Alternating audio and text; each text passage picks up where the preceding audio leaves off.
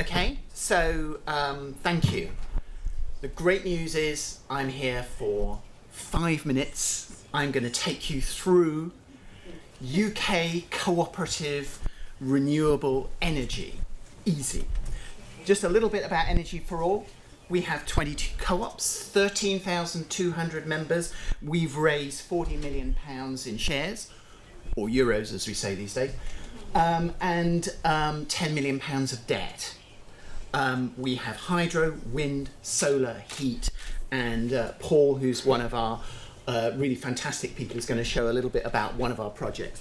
I'm just going to talk a little bit about some examples across the UK. Reading, some schools, Westmill Solar, thank you, I like to walk around. Westmill Solar Hub, some really interesting stuff in the centre of London called Repowering London, which is really Lambeth, one of the poorest communities in the UK. Plymouth, and then a little bit about Bath and West, which is there. All fantastic places. There is a cooperative councils innovation network in the UK. There are, you see about 19 of them, which sounds great until you realise there are 380 councils in the UK, so plenty of space for growth.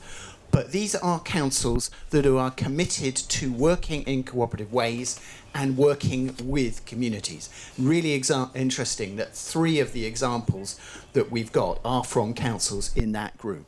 So I thought I'd start with Reading Community Energy. 10 community buildings there, 176 kilowatt hours peak, where the council is providing assets. So that's one of their community centres, and they're working, and they have boards that comprise Energy for All directors, local people, and the councils. We have a series, one of the Energy for All projects is called the Schools Cooperative, and this shows you where local authorities who in the UK provide schools. The central government's taking it off us at the moment, but at the moment we provide schools, and we have a series of school projects. 465 kilowatt hours there, £1.3 million raised in 2 rounds, but what's really interesting is the schools get free electricity, but we integrate it with the school's education programme. So the real advantage is we have thousands of children going through, learning about community energy, about energy efficiency, and about climate change. This is possibly my favourite picture. If you're in the UK, you see this picture all the time.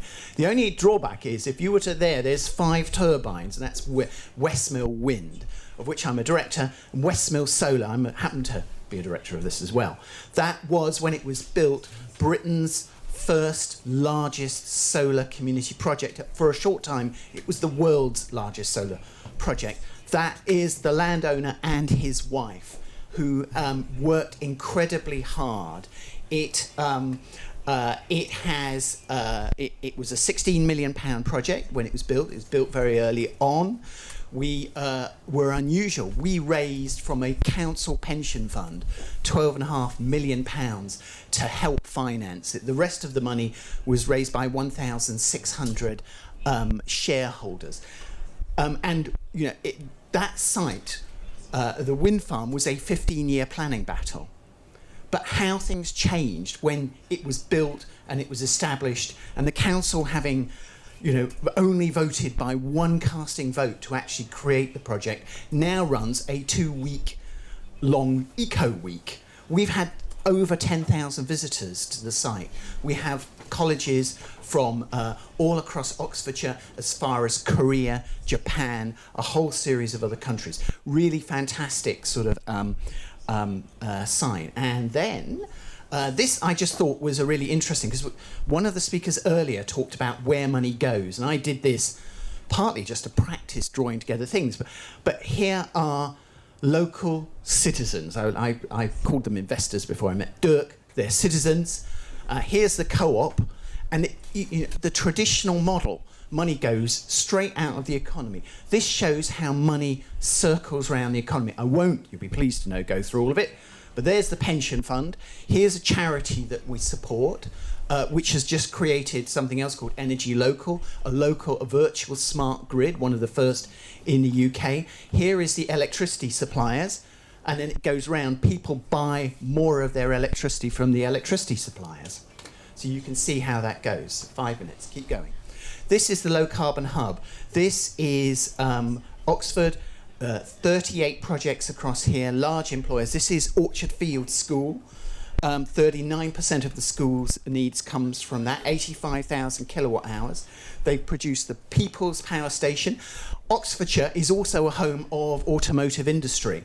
That is one of the big sort of car plants there, and you'll see it's one of the biggest arrays. Next, that is the hydro scheme. One of the next things that we did.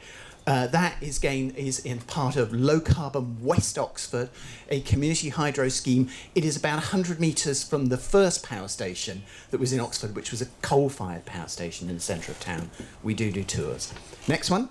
This is Plymouth Energy Community. This is one the same as the Oxfordshire one, where the council made in that case, made a £2 million loan into the programme to actually to actually kickstart the project. The project then raised equity, and then they were able to repay the council loan. In Plymouth, they've made a series of share offers. The council put in £500,000. The community then raised 850. They did a second share offer, raising another 650. The council put in another £500,000. It grew out of an energy switching project, but it's now created projects all around that county. Next. Repowering London, one of the poorest parts of London. That is the top of one of the social housing. The council there have produced a social house. They've brought all their social housing in together. But what's fantastic as well, these are people who struggle to get jobs in the UK because it's an incredibly deprived, low education area. Those are people who are trained, and they do mini share offers there, almost estate by estate. But they see one of their key outcomes is education and apprenticeships. Next, Bath and West, one of the biggest ones. I think they've now raised something like £13 million in shares and bonds, £500,000 from the council, £100,000 grant. They created something called Mongoose Energy, which now is a major developer across the UK, home straight. I think that's the last one. Drawing it all together, what are the lessons?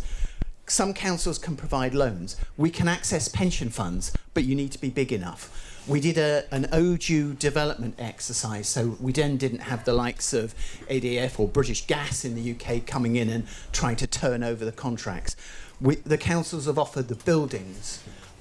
We've got different training programs. The education, as I showed, means that we're influencing hundreds of thousands of children, the next generation. I didn't talk about it, but Oxfordshire Hub has had a major exercise looking at their housing stock. It picked out its worst houses, and it's done an energy efficiency programme, and it is ultimately about empowering citizens. I've almost kept 5 minutes. Thank you very much.